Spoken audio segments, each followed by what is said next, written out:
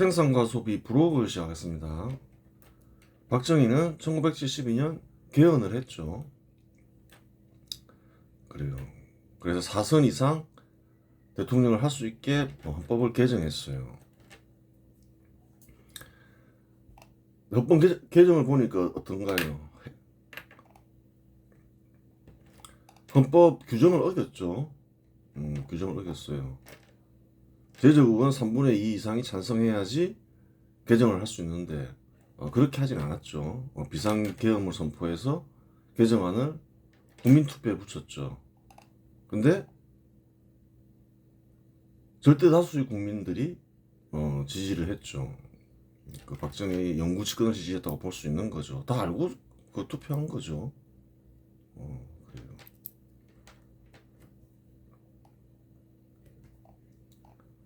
왜 이렇게 지지했느냐? 알고 보니까 세계에서 유례가 없는 한국의 번영기였더라. 20% 이상씩 성장을 하고 근로자의 임금도 대부분의 임금이 소득이 마찬가지죠. 개인 소득이 연 20%씩 이상 증가하는 경우도 있었고 보통 한 20% 증가했다는 거예요. 연. 이거를 한번 계산해 볼 수도 있는 거예요. 만약에 500만 원을 받고 있었다. 1968년에. 그러면 72년에 얼마가 되냐? 이대로 계산하면 1060만 원이 된다는 거예요. 이 계산한 식이 나와 있죠. 그러니까 이런 지지가 안 나오겠냐는 거예요. 4년 전에 500만 원 받던 사람이 1000만 원 벌게 됐는데 그런 일이 있었다는 거예요. 꿈 같은 일이 있었던 거죠. 실제로 있었던 일인 거예요.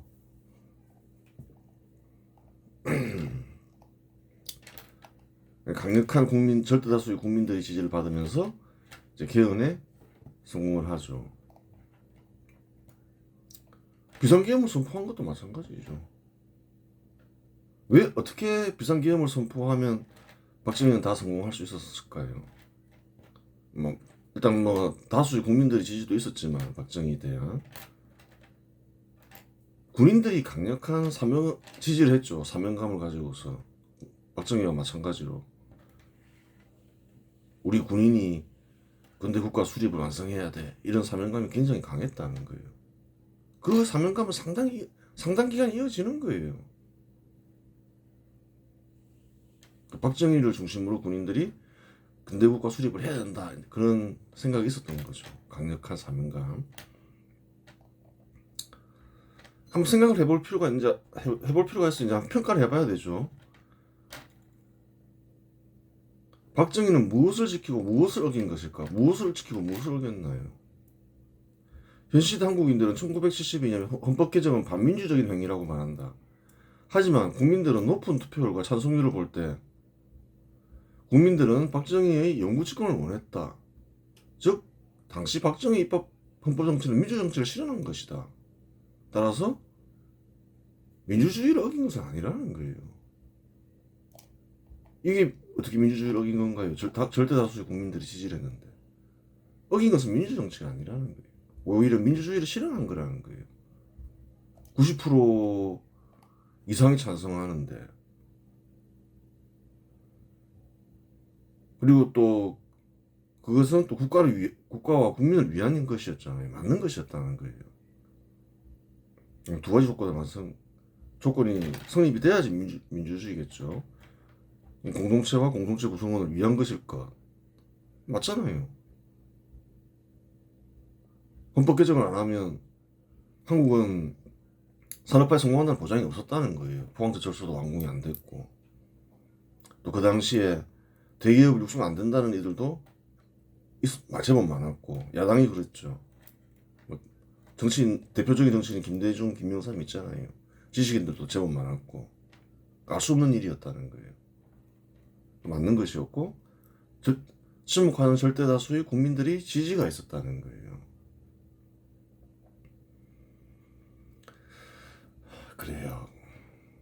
반대하는 사람들은 뭔가요? 절대 다수 국민을 무시한 거잖아요. 그게 반민주적이라는 거예요. 민주주의 입각에서 보면 정확하게 구별할 수가 있었다는 거예요. 민주주의를 어긴 것은 아니다. 오히려 민주주의를 실현한 것이다. 그럼 무엇을 어겼나요? 잘 보라는 거예요. 헌법 개정 절차를 어겼잖아요. 그럼 그건 뭘 어긴 건가요? 법치주의를 어긴 거라는 거예요. 정부를 다스리는 데에는 여러 가지 견해가 도입된다. 그러한 견해 중에는 법치주의가 있다. 박정희는 헌법 절차를 어겼으니 법치주의를 어긴 것이다. 그렇게 되는 거예요. 민주정치와 법치주의를 실현하며 군대국가 수립에 성공했다면 좋았을 것인데 이승만이나 박정희는 그러지 못했다. 그렇죠. 이승만은 빼야 되겠죠. 이승만은 법 절차를 어긴 게 없잖아요. 헌법 개정도 다 법 절차에 따라서 한 거잖아요. 어쨌든 간에 왜 그러한 일이 생겼을까? 근대국가 수립은 1884년 갑신정변 때부터 시작된 한국인들이 목표였다. 근대국가 수립은 언제부터 시작됐나요? 처음 시작은 갑신정변 때 시작됐다는 거예요. 신분제도 폐지, 산업간 평등을 통한 상공의 육성, 관리들이 수탈 금지, 자유로운 경제활동 및 사유재산 보장 등이 근대국가 수립에 필요한 것들이다. 이 시기에 민주정치 실현이라는 목표는 없었다. 근대국가 수립과 민주정치를 구별해서 봐야 되는 거예요. 두 가지 목표가 동시에 생긴 게 아니라는 거예요. 한국인들에게. 처음에는 어떤 목표가 수립됐나요? 갑신정변 인사들에 의해서 근대국가 수립 목표가 생겼다는 거예요. 그래요. 현시대 한국의 민주정치는 미군정과 이승만에 의해 도입되었다. 현시대 우리가 달성하고자 하는 한국인들이 뭘 달성하려고 하나요? 오해를 통한 입법 이게 있을 것이고 또 한국인들이 선호하는 게 대통령제잖아요. 이거 어느 나라의 민주정치인가요? 민주정치 제도인가요? 미국의 정치제도 도입이라는 거예요. 잘못 생각하면 안 되는 거예요. 민주정치제도도 여러 가지가 있을 수 있잖아요. 뭐 의원 내각제도 있고 뭐 대통령제라 하더라도 그래요. 뭐 단임제가 있고 연임 제한이 있고 연임 제한 설치할 수도 있고 종류가 여러 가지가 있다는 거예요. 한국은 미국식 민주정치 제도를 도입했다는 거예요. 누구에 의해서 처음에? 미군정에 의해서 도입됐다는 거예요. 미군정은 1946년 10월 선거를 실시하여 가도 입법원을 구성했다. 한국에서 민주정치 제도를 최초로 도입한 정부는 미군정이었다. 가도 입법원이 곧 국회잖아요. 현시대 국회와 완전히 동일하진 않지만 현시대 국회의 아버지는 누군가요? 설립자. 미군정 사령관 하지라는 거예요. 특이한 일하고 했잖아요. 군인 역할만 하면 되는데 우회를 구성하지 않나. 농지 계획을 하지 않나. 농지 계획이란 건 또 어떤가요? 한국인들이 사정을 잘 알아야 할 수 있는 거라는 거예요. 소작농의 문제를 알려면 한국인들이 사정을 잘 알아야 될 거 아니에요. 그 미군정 사령관 하지가 좋은 사람이었다는 거예요.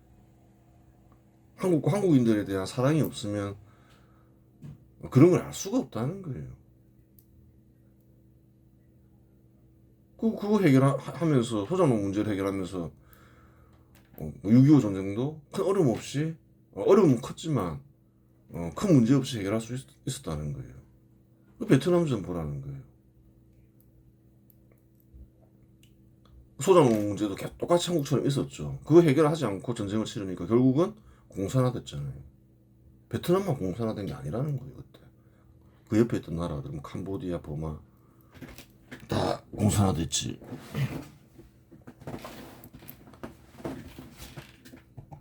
그래요. 거기에 비하면 미군정 사령관 하지는 굉장히 유능하고 또 좋은 사람이잖아요. 그 한국인들의 사정을 알 수가 없잖아요. 군인이 잘 한국인들의 사정이 뭔지 알아보지 않는 이상 그 좋은 사람이었다는 거예요. 그리고 미국식 대통령제를 선호한 이승만은 1회 한해 중임을 허용함으로써 대통령 3선 연임을 금지하는 제도를 도입했다. 이런 건 어디에 있는 제도로 하냐는 거예요. 이승만이 도입한 대통령제. 이승만이 중심이 돼서 도입했죠. 미국식 민주주의라는 거예요. 미국식 민주주의 도입이 하지에서부터 시작된 거죠. 국회를 구성하면서.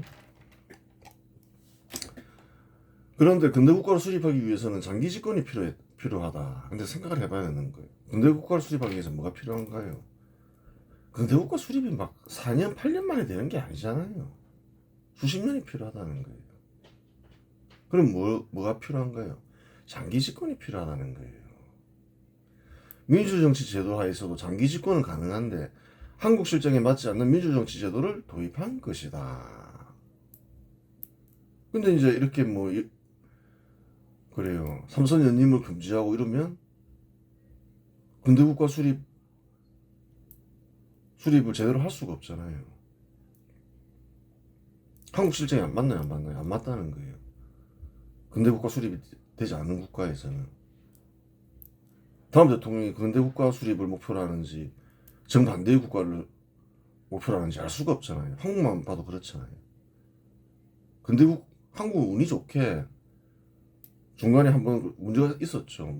그 사기 정부가 있을 때 했죠.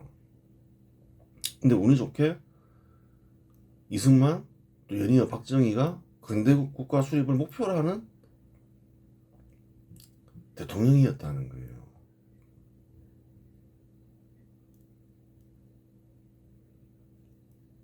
그 둘이 장기 집권하면서 한 일들이 각각이 의미 있는 일들을 했다는 거예요. 그래요. 즉 처음부터 설계가 잘못되었고 자신도 지키지 못할 제도였기 때문에 개헌은 불가피했다. 해보니까 계속 필요한 거예요. 근데 뭐 딴 사람한테 맡기면 어떤 사람이 될지 알 수가 없고. 그럼 그렇다면 이제 뭔가요?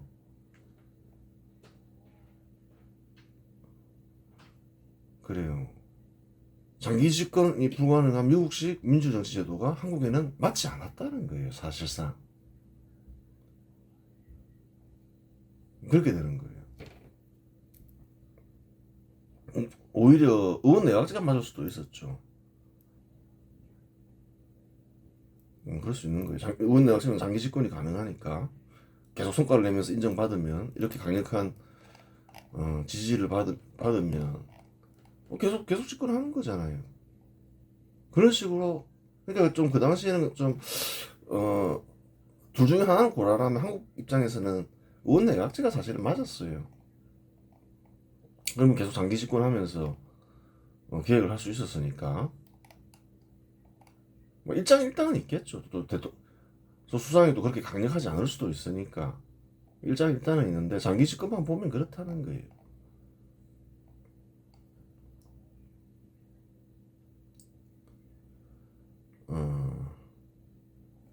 그래요.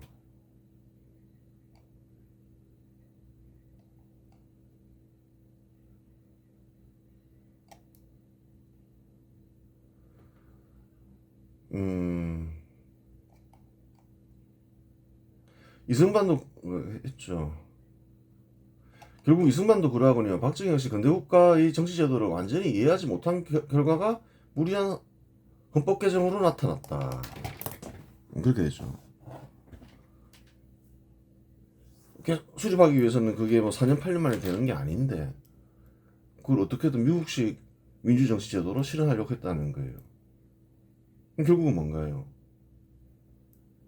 근대 국가에 대해서 어느 정도는 알았죠. 상공을 육성해야 된다는 것, 뭐 신분제도 철폐해야 된다는 것, 여러 가지를 잘 알았어요. 박정희 같은 경우는 그 농민들이 고리 대금도 근절해야 된다는 것, 기본적인 건 이승만도 알았고 같았지만 뭘 잘못 이해했나요? 정치제도를 잘못 이해한 거예요. 4년 8년 만에 되는 게 아닌데 이승만과 박정희는 미국식 정치제도 어, 민주정치제도를 도입하려고 했기 때문에 계속 그런 문제가 생겼다는 거예요.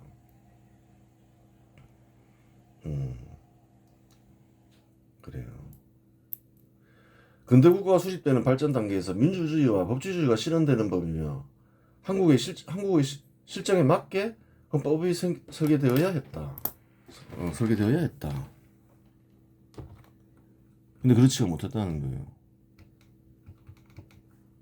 그냥 너무 높은 수준의 민주정치제도를 도입하려 했던 거죠. 한국인들 역시 다른 국가의 국민들과 마찬가지로 높은 수준의 민주정치를 실현하면서 근대국가를 동시에 수립할 수 있을 정도의 역량에 도달하지 못했다. 그걸 알아야 되는 거예요. 낙후된 국가에서 민주정치를 실현하고자 하면 근대국가 수립이 되나요, 안 되나요? 그런 국가가 있냐는 거예요. 없다는 거예요. 역사적으로. 근대국가 수립에 성공한 선진국들 역시 똑같았다는 거예요. 뭔가 거짓말을 하고 있는 게 있죠. 민주정치를 도입하면 근대국가가 수립된다. 뒤바뀌어 있다는 거예요. 그렇지 않다는 거예요. 그런데 한국 실정에 맞지 않는 너무 높은 수준의 미국식 민주정치 제도가 도입되고 근대국가 수립과 동시에 미국식 민주정치 제도를 동시에 실현하고자 하는 근대국가도 수립하고 미국식 민주정치도 실현해야 되는데 나 빼고 다른 사람들은 믿을 수 없다라는 대통령들의 생각과 의지로 인해 무리하고 빈번한 헌법 개정이 발생했다는 말이다. 왜 이런 무리하고 빈번한 헌법 개정이 있었는가 생각해 보라는 거예요.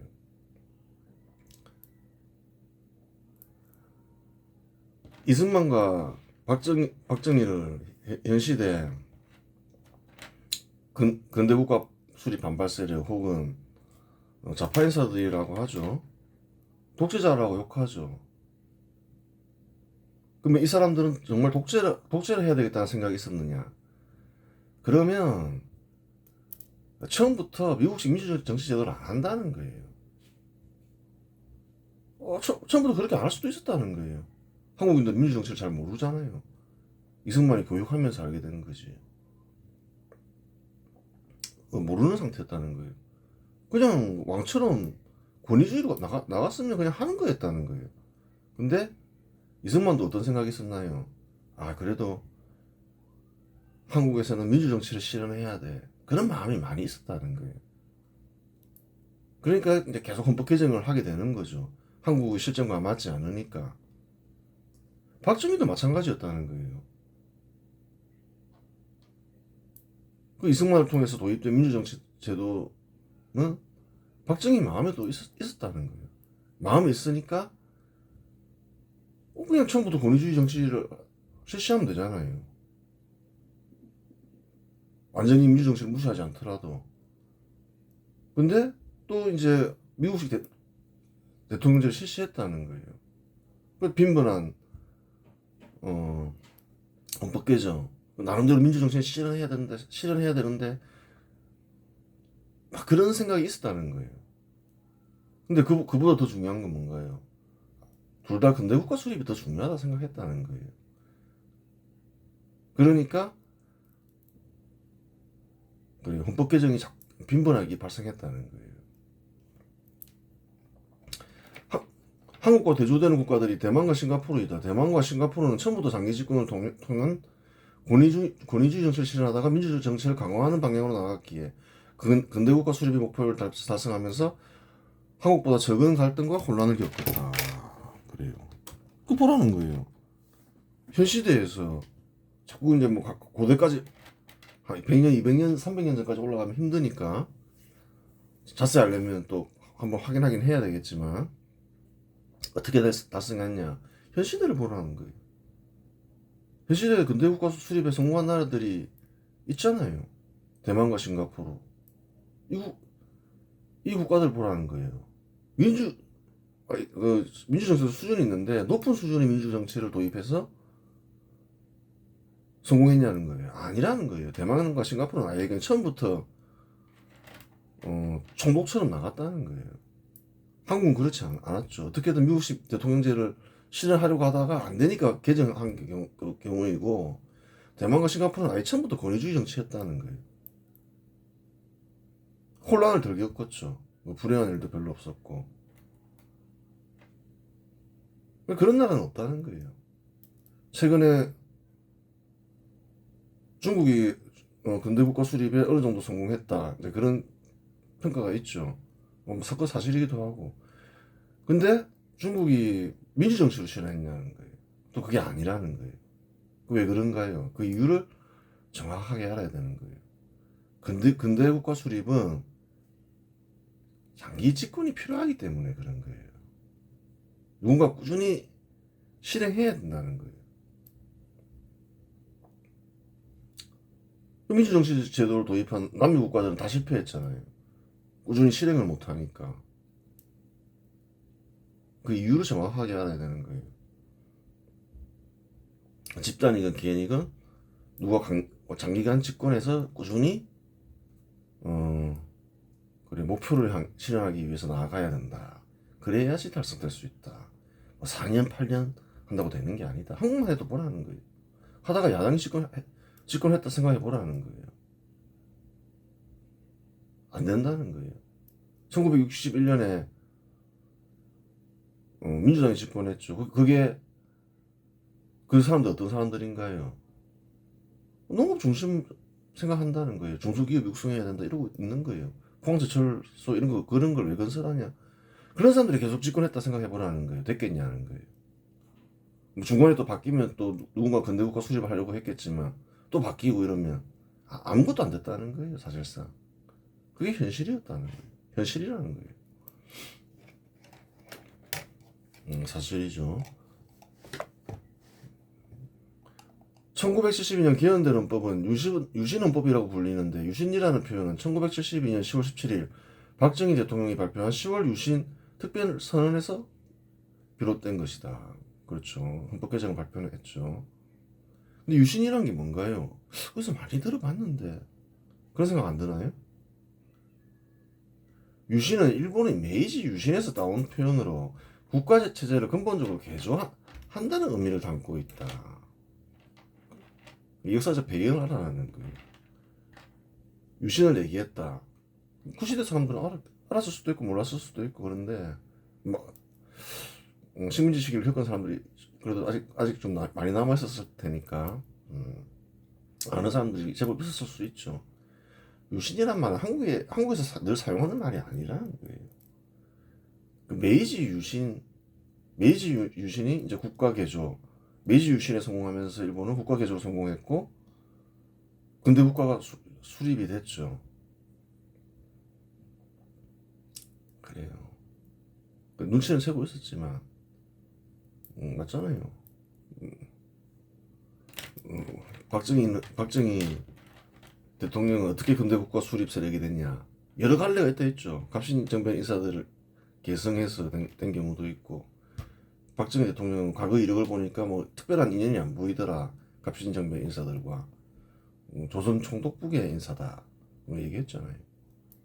대부분 한국인들은 그랬다는 거예요. 식민지 시기를 거치면서 일본으로부터 교육받고 식민지 시기 조선 총독부를 겪으면서 혁명적 도취를 겪으면서 이제 근대국가 수립 세력이 되었다는 거예요. 사실은 근대화 세력. 그런 사용한 언어를 봐도 알 수 있잖아요. 개헌된 헌법에서는 대통령 임기를 6년으로 하고 연임 제한을 폐지했다. 대통령은 통일주체국민회의에서 선출했는데 통일주체국민회의는 대통령 선출 외에도 헌법 개정안 의결, 국회의원 3분의 1 추천 등 국가 주요 사안에 영향력을 행사했다. 국회의원은 3분의 1 추천한다. 어디서 많이 들어본 얘기 같지 않나요? 한국에서 그런 게 있나요, 없나요? 꼭 그걸 알면 요사를 좀 아는 거예요. 모르면 헛공부한 거죠. 이 또한 경험을 했다는 거예요, 박정희. 박정희는 어떤 스타일이 사람인가요? 경험 속에서 깨달음을 얻는 스타일이었다는 거예요. 경험이 중요한 거예요. 원래 삶 속에서 깨달음을 얻는 거지. 뭐. 지식을 열심히 쌓는다, 혹은 뭐 골방에 처박혀서 숨쉬기 운동한다 해서 깨달음을 얻는 건 아니에요. 통일주체국민회의는 전국 각 지역구에서 국민의 직접 선거로 선출된 대의원들로 구성되었는데, 그래요. 통일주체국민회의에서 대통령을 선출한다 했죠. 통일주체국민회의가 뭔지 알아야 될 거 아니에요. 대의원 수는 2,000명 이상 5,000명 이하로 정해졌다. 대의원으로 출마하려면 국회의원 피선거권이 있어야 했고, 선거일 기준으로 만 30세 이상이어야 한다. 민주적인 절차였다는 거예요. 특별한 이상이 없잖아요. 조건이 까다로운 것도 아니잖아요. 피선거권이 있고, 그러니까 피선거권이 있으려면 범죄자는 안 되는 거죠. 그거 당연한 거죠. 선거일 기준으로는 만 30세 이상 어느 정도 경험이 있어야 된다, 이렇게 지정했다는 거예요. 특별히 까다롭진 않잖아요. 회의 의장은 겸임했고, 운영위원회는 대통령이 지명한 20명 이상 50명 이하의 대의원으로 구성되었다. 이들은 대의원이 자격심사, 징계, 회의 운영 등 내부 절차를 관리했다. 대의원들도 이제 이런 자격심사를 받아야겠다 이 말이죠. 자격이 안 되면 징계를 받겠죠. 대의원 출마 조건이 엄격하지는 않았다. 단 대통령은 대의원 자격심사를 할 수 있었으니 반정부 반국가에서는 회의에 배제할 수 있었고, 경우에 따라 징계 파면할 수 있었다. 실제로 징계 파면 당한 일은 없었다. 그랬다 해서 뭐 자격심사를 하고 뭐 징계 파면도 할 수 있었겠죠. 심사권이 대통령한테 있으니까. 그런데 뭐 그런 일은 실제로 일어나지 않았다는 거예요. 선출되는데 뭐 자격이 까다로운 것도 아니고, 피선거권이 있으면 되고, 뭐 30세 이상이면 되니까 까다로운 건 없잖아요.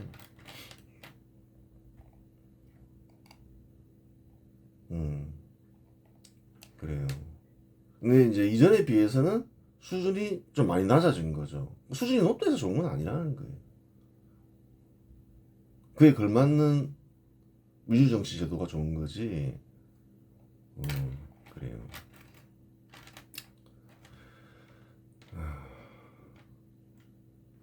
그래요. 살펴봤고, 정부 수장이 입법, 행정, 사법, 군통수권을 장악하면서도 국회의 권한을 일정 정도 인정하는 방식은 어디에서 유래했을까? 박정희 경험 속에서 찾아보면 다 있다는 거예요. 경험 속에서 깨달음을 얻는 일을 했잖아요.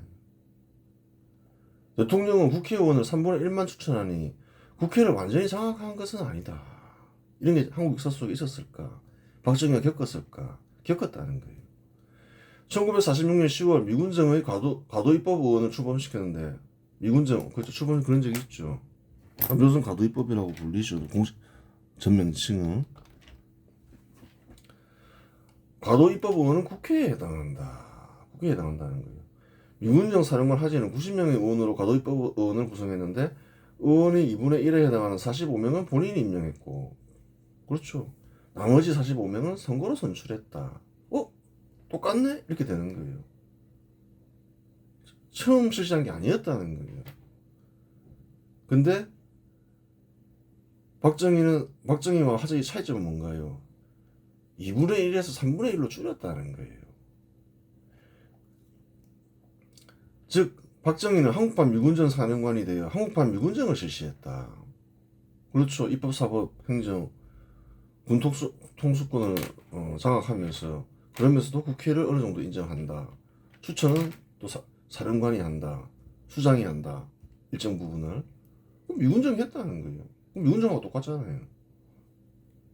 박정희는 한국판 미군정을 실시하면서도 미군정보다는 더 민주적이어야 한다는 생각에 2분의 1에 해당하는 국회의원을 임명하지 않고 3분의 1에 해당하는 국회의원을 임명하기로 한 것이었다. 그렇죠. 민주정치를 실현해야 된다는 생각은 항상 있었다고 했죠. 이런 것만 보도 알 수 있다는 거예요. 2분의 1로 안 하고 3분의 1로 했잖아요. 그래도 하지보다는 내가 더 민주적이어야지. 그런 생각이 있었다는 거예요. 즉 박정희 마음에는 근대국가 수립을 완성해야 한다는 목표와 동시에 민주정치를 실현해야 한다는 목표 역시 여전히 있었다. 그렇다는 거예요. 그러면 이제 개헌이 완전히 이해가 되는 거죠. 왜 이렇게 됐는지도 다 알게 된 거죠. 그래요. 개정된 유신헌법으로 박정희는 농업 중심의 국가를 상공업 중심의 국가로 탈바꿈하면 신분제도 역시 실질적으로 폐지된다. 박정희는 국가개조를 성공적으로 수행했던 것이다. 완전히 국가개조에 성공하죠. 신분제도 폐지도 일자리가 있어야 폐지될 거 아니에요. 일자리를 대거 이제 쏟아내게 되면서 이제 완벽하진 않지만 여전히 현 시대 과업으로 남아있지만 거의 뭐 실질적으로 폐지됐다고 얘기할 수도 있는 거죠. 또 농업 중심의 국가에서 상공업 중심의 국가로 탈바꿈하는 데 성공했잖아요. 국가 개조의 꿈은 누구의 꿈이었던가? 누구의 꿈이었나요? 이런 꿈은 메이지 유신을 한국판 메이지 유신을 박정희만 꿈꿨냐는 거예요. 아니라는 거예요. 100년 전에 이미 꿈을 꾼 이들이 있었다는 거예요. 100년 전 급진개화파 인사들은 조선판 메이지 유신을 꿈꾸며 갑신정변을 일으켰다. 하지만 꿈은 강력한 저항 세력에 의해 실패했다. 그렇죠. 위나 아래나 반대 세력이 워낙 막강했죠. 급진개화파 인사들은 꼭 해야 된다. 안 그러면 국가의 독립을 유지할 수 없다. 이런 생각하면서 일으켰는데 실패했죠. 그러면 그 꿈이 누구에게 실현했나요? 박정희는 한국판 메이지 유신을 실현함으로써 100년 전 급진개화파 인사들이 꿈을 실현하였다. 박정희가 실현했다는 거예요. 100년 전의 꿈을. 즉 100년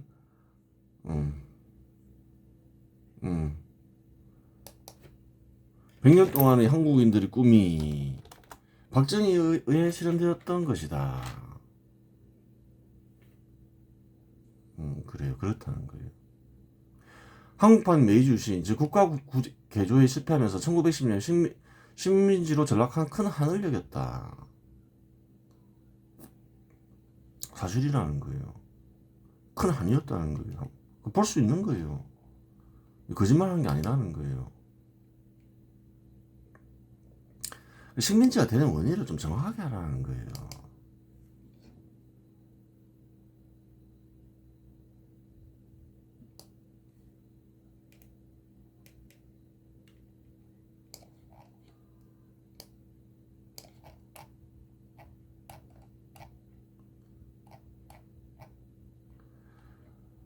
한 몇 개 보자는 거예요. 대한매일보 여러 가지가 있겠지만 친러를 해서 망했다 이렇게 얘기하는 거 그렇죠. 그렇죠. 그때 뭐 친일하면서 개혁했어야 된다. 갑신정변 인사가 그거였잖아요. 황성신문 러국을 믿고 개혁을 미룬 조정의 어리석음 때문에 망했다. 그러니까 그 멸망한 이유를 그 당시 멸망할 때는 다 어떻게 평가했느냐. 우리가 그때 친일을 하면서 갑신정변 인사들 말대로 한국 조선판 메이지 유신을 했어야 되는데 그걸 안 해서 망했구나. 다 그렇게 보도하고 있잖아요. 식민지가 되는 원인을 알아라는 거예요. 1906년에 계속 그냥 그런 뉴스가 많이 있었죠. 다 그렇게 생각했다는 거예요. 그 시대에는 조선이 멸망한 원인을 괴화의 길을 막고 외세에 기대어 러시아에 기대했단 말이죠. 기대어 안위를 구하던 자들이 나라를 팔았도다. 개혁을 두려워하고 러국에 의지하던 자들이 오늘의 국권 상실을 부른 것이니 국가 개조를 안 해서 한국 조선판 메이지 유신을 안 해서 조선이 식민지가 됐구나 하면서 슬퍼하고 있죠. 그게 큰 한이었다는 거예요.